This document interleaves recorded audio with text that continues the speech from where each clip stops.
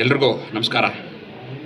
ಈ ದಿನ ಒಂದು ಇತ್ತೀಚೆಗೆ ರಾಷ್ಟ್ರದ ರಾಜಕಾರಣದಲ್ಲಿ ಒಂದು ವಿಧಾನಸಭಾ ಕ್ಷೇತ್ರದ ಭಾರತೀಯ ಜನತಾ ಪಕ್ಷದ ಗೆಲುವು ಇಡೀ ರಾಷ್ಟ್ರ ರಾಜಕಾರಣವನ್ನು ಒಂದು ತಲ್ಲಣ ಮೂಡಿಸಿದೆ ಅಂದರೆ ತಪ್ಪಾಗಲಾರದು. ಅದ್ಯಾವುದಪ್ಪ ಅಂದರೆ ಇತ್ತೀಚೆಗೆ ನಡೆದಂಥ ಬಂಗಾಳ ಉಪಚುನಾವಣೆ, ಪಶ್ಚಿಮ ಬಂಗಾಳ ರಾಜ್ಯದ ಉಪಚುನಾವಣೆಯ ಫಲಿತಾಂಶ.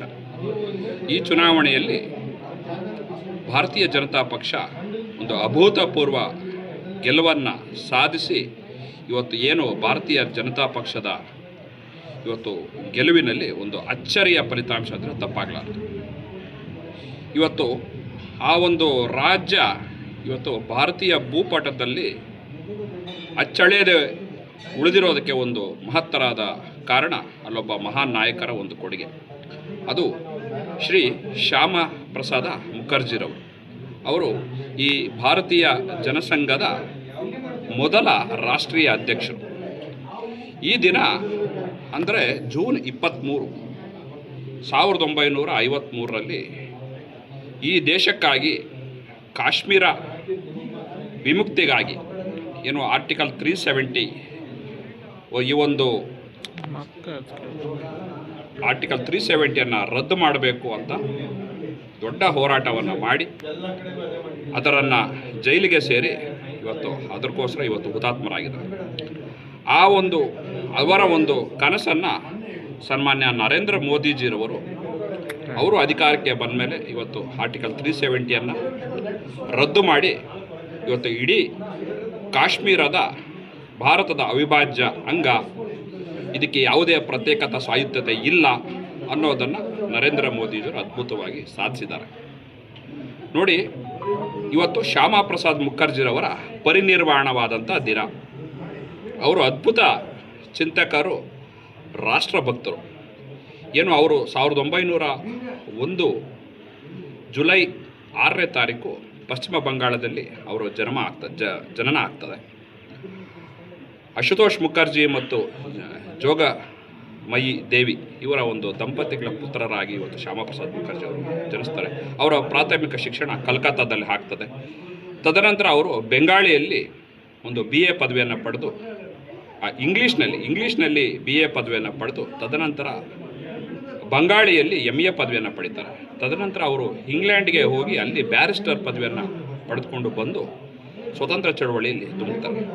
ಬಹುಮುಖ್ಯವಾಗಿ ಆವತ್ತು ಅಸ್ತಿತ್ವದಲ್ಲಿದ್ದಂಥ ಭಾರತ ರಾಷ್ಟ್ರೀಯ ಕಾಂಗ್ರೆಸ್ನ ಕೆಲವೊಂದು ದ್ವಿಮುಖ ನೀತಿಗಳು, ಒಂದು ಧರ್ಮದ ಓಲೈಕ್ಯ ರಾಜಕಾರಣ, ಬಂಗಾಳವನ್ನು ವಿಭಜನೆ ಮಾಡಿದಂಥದ್ದು, ಈ ಎಲ್ಲ ಅಂಶಗಳನ್ನು ಇಟ್ಕೊಂಡು ಅವರು ಸ್ವತಂತ್ರ ಚಳವಳಿಯಲ್ಲಿ ಧುಮುಕ್ತಾರೆ.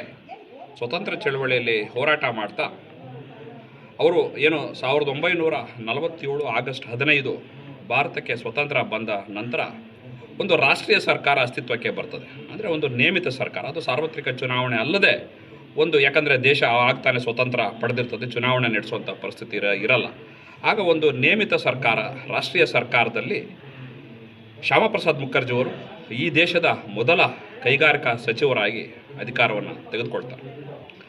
ಆದರೆ ಅವರು ಅಧಿಕಾರ ನಡೆಸುವಂಥ ಸಂದರ್ಭದಲ್ಲಿ ಬಾಂಗ್ಲಾದೇಶದ ನೆಹರು ಸರ್ಕಾರ ಬಾಂಗ್ಲಾ ವಿಭಜನೆಯ ಸಂದರ್ಭದಲ್ಲಿ ಅನುಸರಿಸಿದಂಥ ಒಂದು ದ್ವಿಮುಖ ನೀತಿಯನ್ನು ವಿರೋಧಿಸಿ ಅವರು ಕಾಂಗ್ರೆಸ್ ಪಕ್ಷದಿಂದ ಹೊರಗಡೆ, ಆ ಒಂದು ಸರ್ಕಾರದಿಂದ ರಾಜೀನಾಮೆ ಕೊಟ್ಟು ಹೊರಗಡೆ ಬರ್ತಾರೆ.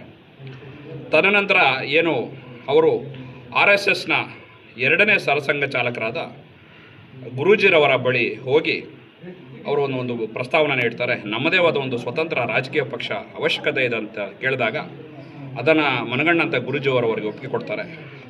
ಆಗ ಕೆಲವೊಂದು ಮಹಾನ್ ನಾಯಕರು ಒಂದು ಗುಂಪನ್ನು ಕಟ್ಟಿಕೊಂಡು, ಅದು ಶ್ಯಾಮಪ್ರಸಾದ್ ಮುಖರ್ಜಿಯವರು ಇರೋದು, ಪಂಡಿತ ದೀನ್ ದಯಾಳ್ ಉಪಾಧ್ಯಾಯ ಇರ್ಬೋದು, ಇದೇ ದಿನ ಜನ್ಮ ದಿನಾಚರಣೆ ಆಚರಿಸ್ತಾ ಇರ್ತಂಥ ಕರ್ನಾಟಕದ ಉಕ್ಕಿನ ಮನುಷ್ಯ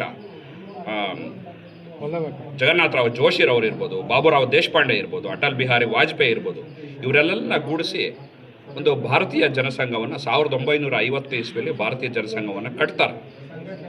ಅದರ ಮೊದಲ ರಾಷ್ಟ್ರೀಯ ಅಧ್ಯಕ್ಷರಾಗಿ ಶ್ಯಾಮಪ್ರಸಾದ್ ಮುಖರ್ಜಿ ಅವರು ಅಧಿಕಾರವನ್ನು ವಹಿಸ್ಕೊಳ್ತಾರೆ.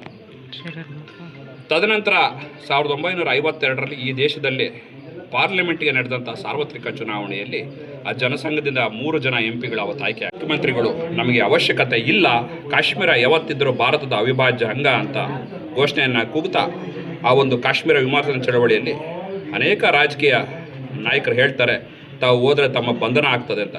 ಆದರೂ ಅವರ ಎದೆಗುಂದದೆ ಇವತ್ತು ಕಾಶ್ಮೀರ ಗಡಿಯನ್ನು ಪ್ರವೇಶ ಮಾಡಿ ಅವರು ಹೋರಾಟಕ್ಕೆ ಹೇಳ್ತಾರೆ.